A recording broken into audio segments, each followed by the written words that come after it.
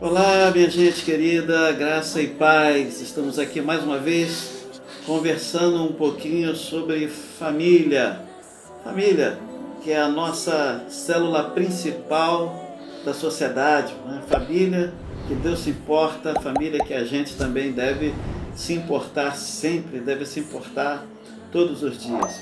Alguém falou o seguinte: se uma bomba nuclear cair no lugar onde você está, depois de passar o tempo, né, quando você sair do lugar onde você estava se protegendo dos efeitos nucleares, o que você procuraria primeiro?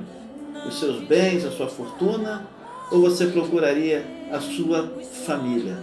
Certamente nós chegamos à conclusão que procuraríamos a nossa família. Nossa família é de suma importância. Eu quero compartilhar com você hoje sobre profetizando, proclamando a cura sobre as nossas casas, a cura sobre as nossas famílias.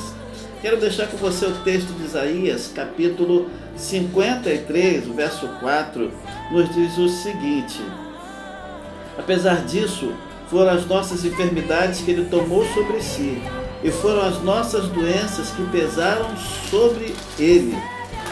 Então, esse texto é um texto muito conhecido, um texto muito abençoado, e ele vai ainda dizendo o seguinte: pensamos que seu sofrimento era castigo de Deus, castigo por sua culpa, mas ele foi ferido por causa da nossa rebeldia e esmagado por causa dos nossos pecados.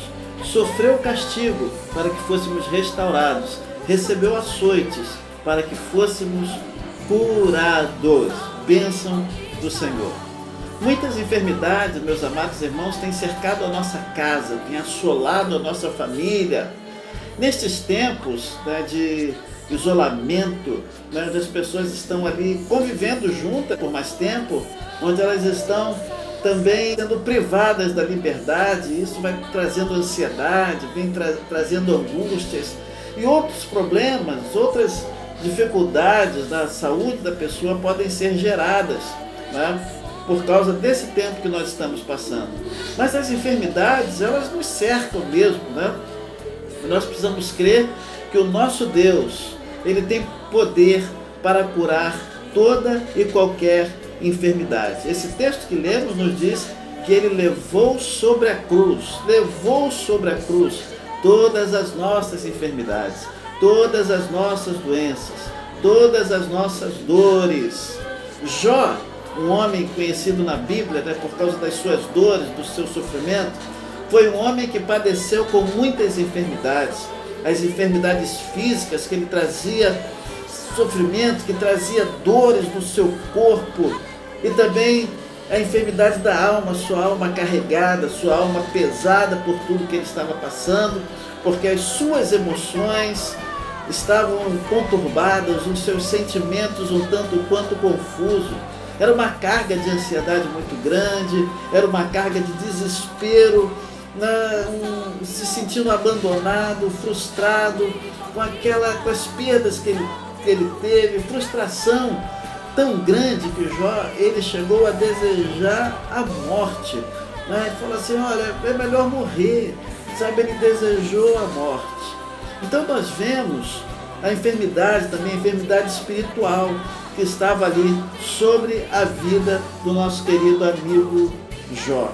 Quem foi o responsável por aquela enfermidade? Quem foi? Uma coisa que nós podemos entender é que foi uma permissão de Deus para que o adversário, para que o inimigo tocasse na vida de Jó, tocasse da planta dos seus pés ao alto da sua cabeça. E assim Deus deu aquela permissão. A enfermidade espiritual, ela também acomete pessoas quando elas estão afastadas de Deus. Por isso é que se diz por aí: tem tanta gente enferma espiritualmente. Paulo chega a dizer lá em Romanos capítulo 14, né, sobre os enfermos da fé.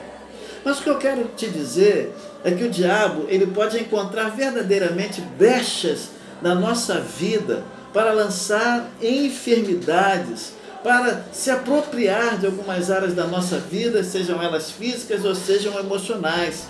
O Evangelho de Lucas, lá no capítulo 13, Jesus, ele cura uma pessoa paralítica. E Satanás é quem mantinha aquela enfermidade sobre a vida daquela pessoa. Por 18 anos, aquela pessoa foi amarrada pelo diabo. Esse fato, ele nos alerta, meus amados irmãos, que não podemos dar oportunidade para o diabo colocar doenças em nossas vidas, pois nós somos lavados e remidos pelo sangue do Cordeiro.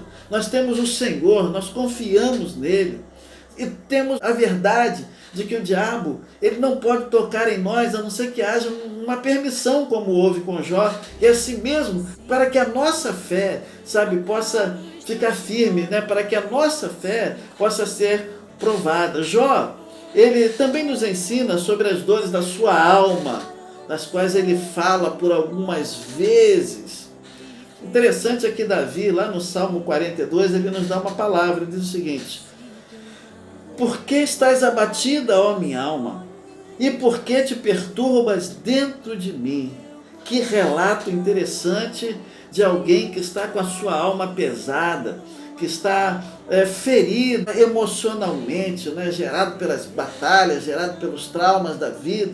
Quantas pessoas, meus amados irmãos, que estão caminhando solitárias no meio de uma multidão. Quantas pessoas têm os seus sonhos frustrados. Tem pessoas que, por exemplo, elas casam para serem felizes ou fazer a outra feliz, e quando começam a conviver e vai levando, pode chegar um tempo em que aquele projeto de ter uma família feliz acaba gerando tanta infelicidade, tanto problema, tanta confusão, ansiedades, preocupações, traições, falta de perdão. Tantas amarguras têm tomado o coração das pessoas e tanta gente tem caminhado emocionalmente doente, emocionalmente enfermo. Tantas pessoas, por causa dos traumas da vida, das situações da vida, também sentem um desejo pela própria morte, de resolver os seus problemas através de tirar a sua própria vida. Começam a refletir sobre isso. São estas enfermidades, são os dilemas da nossa alma, são os apertos do nosso coração, e vão nos deixando enfermos espiritualmente, emocionalmente, e estas enfermidades todas vão refletindo dentro do nosso corpo. É muito interessante quando nós escutamos uma palavra que Pedro nos diz, quando ele fala: lance sobre o Senhor todas as suas ansiedades. Lancemos sobre o nosso Deus, lance sobre o Senhor todas as suas ansiedades, porque Ele tem cuidado de vós. Lancemos sobre Deus as nossas ansiedades, porque Ele tem cuidado de nós. O Senhor deseja cuidar de nós. O Senhor, Ele deseja cuidar de você. O Senhor, Ele é amigo. Ele é Deus de perto. Todos podem falhar, mas Ele não falha. Ele é Deus presente. Ele recolhe as nossas lágrimas. Ele é o ombro que nós precisamos. Ele é o socorro bem presente. Ele é a fortaleza da nossa alma, da nossa vida. E sabe, meus amados, quando nós pensamos nas enfermidades, o homem, ele não foi criado para carregar o fardo da doença, mas o pecado, lá do Éden, trouxe enfermidades, trouxe doenças para a vida das pessoas. E nós vivemos assim. Quantos vivem tão somente na base dos remédios? Então, a enfermidade, a doença passou a ser algo que faz parte da vida de qualquer pessoa, de qualquer homem e mulher. Mas Jesus, Ele tem poder para curar as nossas enfermidades. Basta o Senhor querer e basta que nós busquemos a cura dele. Meu amado irmão, você, minha amada irmã, que caminha em fidelidade, precisa entender que é a vontade do Senhor para a nossa vida. A vontade dele é que é boa, perfeita e agradável. A vontade dele, é que todos nós um dia estejamos com ele nos céus, onde todas as nossas dores e todas as enfermidades, todas as lágrimas não existirão mais. Mas neste tempo nós precisamos perseverar. Nós precisamos olhar para o Senhor e confiar nele e pedir a bênção dele para a nossa vida. E neste tempo onde tantas enfermidades estão sendo geradas na alma, na vida física das pessoas, sabe, que você possa se levantar, que você possa confiar que Deus tem poder para curar.